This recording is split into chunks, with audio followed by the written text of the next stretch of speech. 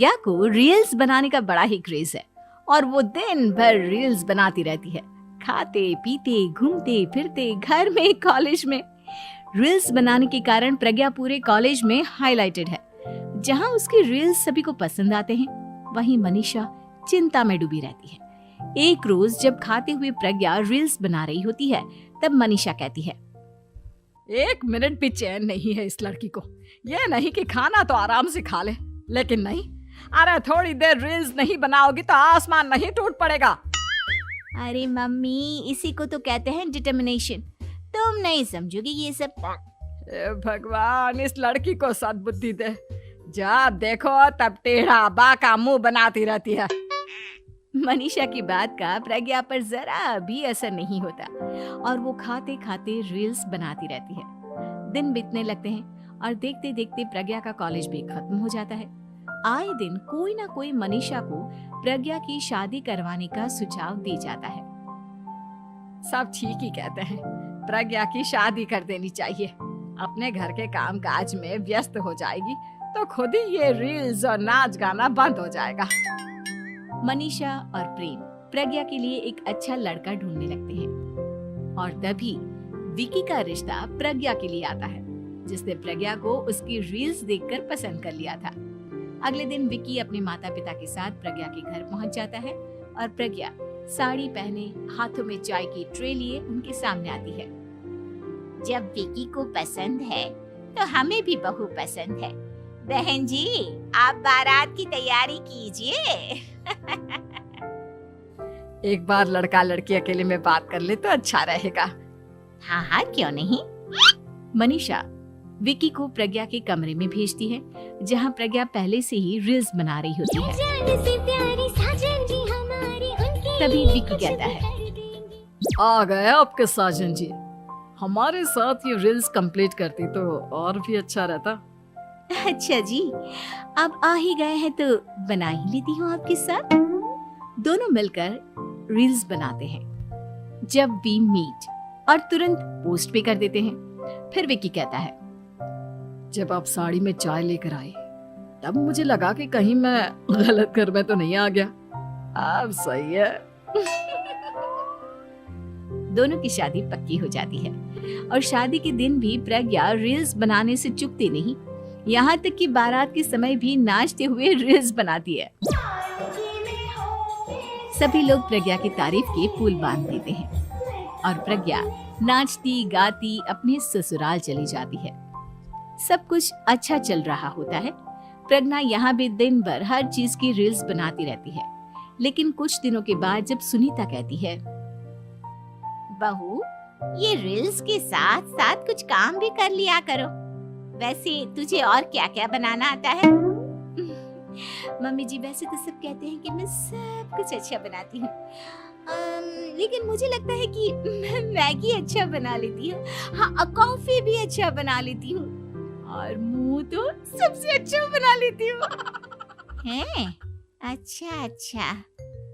सुनीता अपना माथा पकड़ लेती है और कहती है, बहू, कुछ खाना बनाना भी सीख लेती। मम्मी जी, मैं लंबी प्लानिंग कर रही हूँ। जल्दी ही मैं इतनी फेमस हो जाऊंगी कि मुझे पैसे मिलने लगेंगे।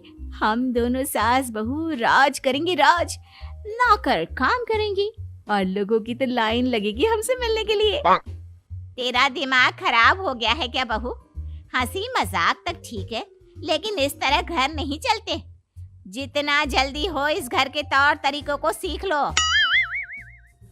प्रज्ञा मुंह घुमाकर चली जाती है और तुरंत उसी वक्त एक रील बनाती है। ये देख सुनीता का गुस्सा 7वें आसमान पर चला जाता है और विकी के घर आती ही सुनीता उसे सब कुछ बताती है।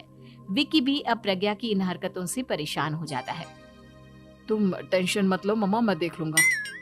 विकी कमरे में जाता है तो देखता है कि प्रज्ञा रील्स बना रही है। विकी बड़े ही प्यार से प्रज्ञा से कहता है, प्रज्ञा, इन सब के लिए मैं तुम्हें मना नहीं कर रहा हूँ, लेकिन फिर भी हर वक्त तो ये अच्छा नहीं लगता ना। समझने की कोशिश करो, मुझे भी तुम्हारा थोड़ा वक्त चाहिए। मैं जब ऑफिस से आता हूँ तो मुझे समय देने की जगह इसी में लगे रहते हो। तुम ज्यादा ही सोच रहे हो। तुम भी मेरे साथ रील्स बनाओ ना, तुम्हें भी बहुत अच्छा लगेगा। तुम्हें इज्जत से कोई बात समझ में नहीं आती क्या? दिमाग खराब हो गया है तुम्हारा इस चकाचौंध से। अगर तुमने अपना रवैया नहीं बदला तो मैं तुमसे दूर चला जाऊंगा। तुम ही रिश्ता लेकर आए थे, मुझे लड़कों की कमी नहीं थी और ना आज है। विकी दरवाजा पटककर चला जाता है। धीरे धीरे विकी प्रज्ञा से दूर होता जाता है। एक रोज मनीषा प्रज्ञा के ससुराल उससे मिलने जाती है। तब सुनीता उससे कहती है, बहन जी, अब आई हैं तो कुछ दिन यहाँ रहकर जाइएगा, आप ही का घर है। हाँ मम्मी, बहुत दिन हो गए तुम्हारे साथ एक भी रील नहीं बनाई मैंने। प्रज्ञा तुरंत अपने फोन में रील्स ऑन कर लेती है। ये सब मुझसे नहीं होता। तेरा ये भूत अभी तक नहीं उतरा क्या? बहन जी, आप कुछ कहती नहीं क्या इसे? जब आप ही कुछ नहीं कर पाई तो मैं कर ही क्या सकती हूँ। सास तो वैसी ही बदनाम है। शाम को घर की लाइट चली जाती है और मनीषा प्रज्ञा से कहती है, मेरे घुटनों में बहुत दर्द हो रहा है, तू लाइट का कुछ इंतजाम करना बेटा। अच्छा, कैंडल जला देती हूँ मम्मा। प्रज्ञा गाते हुए कैंडल जलाती है और खिड़की के पर्दे के पास रख देती है। मनीषा, जिसे बहुत दर्द हो रहा है, वो सो जाती है और प्रज्ञा हमेशा की तरह अपने रील्स में लग जाती है। उधर कैंडल की वजह से पर्दा आग पकड़ लेता है और मनीषा के कमरे में आग लग जाती है। बचाओ, कोई है, बचाओ। सभी भागते हैं और विकी कमरे की आग बुझाने में लग जाता है, लेकिन तब तक मनीषा आधी जल चुकी थी। मनीषा की हालत देख प्रज्ञा रोने लगती है। विकी मनीषा को तुरंत हॉस्पिटल ले जाता है और उसे एडमिट कराता है। विकी प्रज्ञा से कहता है, देख लिया ना, तुम्हारे इस नाच गाने की वजह से आज तुम्हारी माँ की जान जाते जाते रह गई। अब पता नहीं तुम और क्या चाहती हो। उधर डॉक्टर कहते हैं, इनकी हालत बहुत नाजुक है, आधे से ज्यादा जल चुकी है। प्रज्ञा रोती हुई मंदिर में जाती है और भगवान के आगे जाकर कहती है, भगवान, मेरी माँ को ठीक कर दो।